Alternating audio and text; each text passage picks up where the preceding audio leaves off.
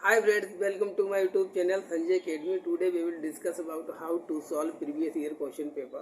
आज हम लोग बात करने वाले हैं क्या हमारी एक बेस्ट स्ट्रेटजी होनी चाहिए जिससे कि हम प्रीवियस ईयर क्वेश्चन पेपर हैं उनको सॉल्व करें, ठीक है, और उनसे एक हम अच्छा स्कोर कर सकें अपने एग्जाम में। तो इसके लिए मैं आपको एक बेस्ट स्ट्रेटजी बताने वाला हूँ, ठीक है। आप लोग जानते भी होंगे। देखिए किस प्रकार से हमको प्रैक्टिस करने है। केवल ऐसा नहीं है कि प्रीवियस ईयर क्वेश्चन पेपर के प्रैक्टिस के नाम पर हम केवल उन क्वेश्चन को रट लें, ठीक है, या उन क्वेश्चन को ही तैयार कर लें, उनका रिपीटेशन कर लें। ऐसा नहीं करना है, उनकी एक्सरसाइज करने हैं उन, ठीक है, ना कि उनको रिपीटेशन करना। जैसे पढ़ने, अगर आप जैसे CDP को लेके बैठे, आपने 30 क्वेश्चन का आज एम बनाया कि आज मुझे 30 क्वेश्चन करने हैं, पेपर निकाला प्रीवियस, उसमें देखे, तब ये अपना कभी भी सैद्धांतिक अटोपिया जो होता है वो मत बनाइए सैद्धांतिक रूप से कि बिल्कुल अगर पहले दिन लेके बैठे हैं तो पहले दिन 30 आउट ऑफ 30 कर लें। नहीं, ऐसा नहीं होगा, ठीक है। और इतनी ज़्यादा एक्सपेक्टेशन भी मत करना।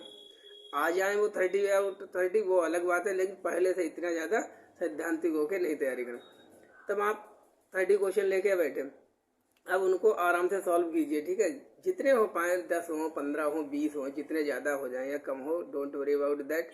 अब उनसे आपको करना क्या है। अगर क्वेश्चन में बीच में कहीं आ गया है ईगोसेंट्रिक स्पीच, क्या होती, व्हाट इज ईगोसेंट्रिक स्पीच, अहम केंद्रित वार्ता, तो आपको क्या करना है, आपको जो इंडक्टिव मेथड है उस प्रकार से एनालिसिस करके आपको प्रैक्टिस करनी। जैसे ईगोसेंट्रिक स्पीच है, तब आपको नहीं आता है, कोई बात नहीं। मतलब ईगोसेंट्रिक स्पीच को जो अपने नोट्स हैं, ठीक है, या जहाँ से भी पढ़ा है उसमें जाके ईगोसेंट्रिक स्पीच को पढ़ लो, और इस प्रकार से पढ़ लो कि अगर आगे क्वेश्चन आए तो हमारा छूटना नहीं चाहिए इस टॉपिक से। तो आपको पढ़ने के बहाने ढूंढने, पढ़ने के, ठीक है, ना पढ़ने के नहीं, पढ़ने के, कि आपको वो चीज़ सामने आ जाए, एक बार गो थ्रू हो जाए, आपकी अंडरस्टैंडिंग बन जाएगी, जिससे कि वो फ्यूचर में, अगर इन फ्यूचर वो चीज़ आए तो वो हमारी गलत ना हो। हमको इस प्रकार से स्ट्रेटजी करनी। क्वेश्चन तो सैकड़ों बन सकते हैं एक ही टॉपिक पर, पता नहीं कितने घुमा फिरा के आ जाए, ठीक है। लेकिन अगर आपने उस चीज़ को समझ लिया, ठीक है, एक अंडरस्टैंडिंग अपने डेवलप कर ली, तो वो आपकी चीज़ परमानेंट हो जाएगी। और जो हिंदी है, इंग्लिश है, संस्कृत है, SST है, मैथ साइंस है, इन सभी की पैडागोजी है। पैडागोजी का तो फिक्स सिलेबस है, पैडागोजी को समझने पर ध्यान दो। पैडागोजी की अंडरस्टैंडिंग अगर एक बार आपकी डेवलप हो गई, फिर कैसे भी क्वेश्चन कहीं से भी आ जाए, और इन सब की अंडरस्टैंडिंग जो अच्छे प्रकार से डेवलप होगी, वो आपको 2 चीज़ें आपको करनी है। ENCF 2005 उसको पढ़ डालिए, ठीक है, हमने पढ़ाई हुई भी है, अभी फिर पढ़ाएंगे एक बार।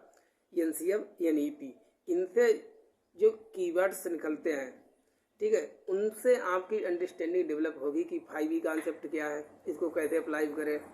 अगर आपने 5E कॉन्सेप्ट समझ ली तो आपके बहुत सारे क्वेश्चन हो जाएंगे, ठीक है, 5E होती हैं। इसके बाद आपको क्या करना है, जो बेसिक फंडामेंटल लगभग 1 पेज की समरी है NEP 2020 की, वो मैं आपको पढ़ा दूंगा। उससे जो है कोर एनालिसिस में दिया हुआ है कि किन किन चीज़ों को ध्यान में रखते हुए आपको बच्चे को पढ़ाना है, सिखाना है, समझाना है, किस प्रकार की आपकी लर्निंग होनी चाहिए। तो बेसिकली मैं ये कहने वाला था, आज के वीडियो में मैं ये डिस्कस करने वाला था कि आप प्रीवियस ईयर क्वेश्चन पेपर की प्रैक्टिस चाहें तो आप ऑनलाइन कर लें, ऑफलाइन कर लें, ठीक है, डजंट मैटर, कहीं से भी करो। तो पढ़ने के बहाने ढूंढिए कि इस टॉपिक पर तैयार कर, क्वेश्चन को इस प्रकार से लीजिए कि इस क्वेश्चन के माध्यम से मैं अपने टॉपिक को तैयार कर रहा हूँ, ना कि क्वेश्चन को तैयार कर रहा हूँ। क्वेश्चन तो सैकड़ों बन सकते हैं, पता नहीं कितने आ जाए।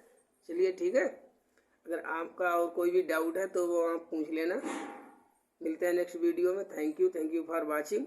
और आप तैयारी करने के लिए हमारे साथ जुड़ सकते हैं संजय अकेडमी पर, ठीक है। हमने पूरी CDP को पढ़ाया हुआ है, उसमें हम लोग पैडागोजी पढ़ रहे हैं, ठीक है, अभी तो पढ़ रहे हैं, फिर हम लोग प्रैक्टिस भी इसकी करने वाले हैं। चलिए, थैंक यू।